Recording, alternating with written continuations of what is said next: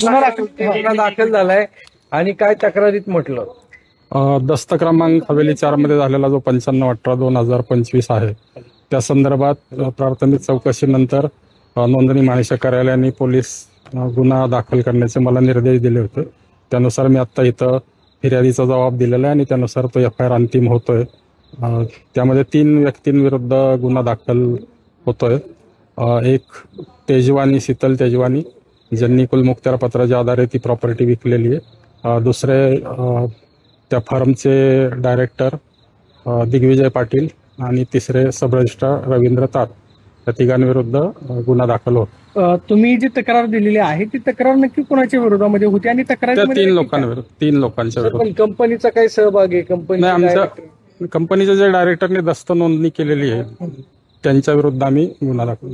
पूर्ण कंपनीत संबंध आहेत तो आता पोलीस तपासाचा भाग आहे, पण माझ्यासाठी जो दस्तामध्ये जे नाव आहे त्यांच्या विरुद्ध आम्ही पोलिसांकडे गुन्हा। किती कोटीचा ज्या पत्त्यावर नोंदवला गेला तो पत्ता महत्वाचा आहे, त्याच्यामध्ये पार्थ पवारांचं नाव नाही असू शकेल, पण तो माझ्याकडे जो मला ऑर्डर दिलेली आहे आयजर ऑफिसने त्या पद्धतीने मी गुन्हा। तर पुन्हा एकदा सांगा, किती कोटीचा स्टॅम्प ड्युटी भरणं गरजेचं होतं? शासनाची नेमकी फसवणूक कोणत्या मुद्द्यांवर झाली? 2 मुद्दे आहेत त्याच्यामध्ये की शासनाचे जे सातबाऱ्यावर मुंबई सरकार वगैरे जे शेरे आहेत त्याची सविस्तर चौकशी करून दस्त नोंदवायला पाहिजे होता किंवा आवश्यक कागदपत्रांची पूर्तता करून घेऊन दस्त नोंदवायला पाहिजे होता। हा एक मोठा विषय आणि स्टॅम्प ड्युटीच्या एक्झम्पशनचा एक विषय। तर त्यामध्ये 2 पार्ट आहेत, एक 5% स्टॅम्प ड्युटी आणि एक 2% स्टॅम्प ड्युटी LBT वगैरे। तर LBTची तर नक्कीच माफी नाहीये। त्या संदर्भात आम्ही आजच्या ह्याच्यात आयजर साहेबांच्या ऑफिसच्या निर्देशावरून त्या गुन्ह्यामध्ये ते पण लिहिलेलं आहे की 6 कोटीचं तर नक्कीच नुकसान आहे।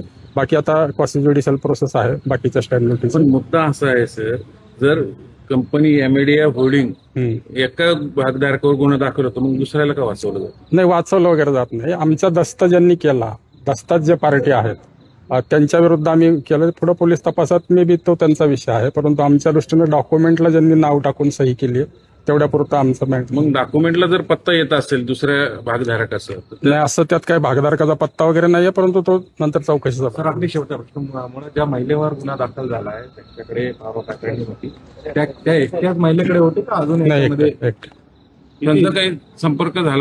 महाराष्ट्र टुडे न्यूजला लाईक करा, सबस्क्राईब करा आणि शेअर करा आणि हो, आपली प्रतिक्रिया कमेंट करून आम्हाला नक्की कळवा।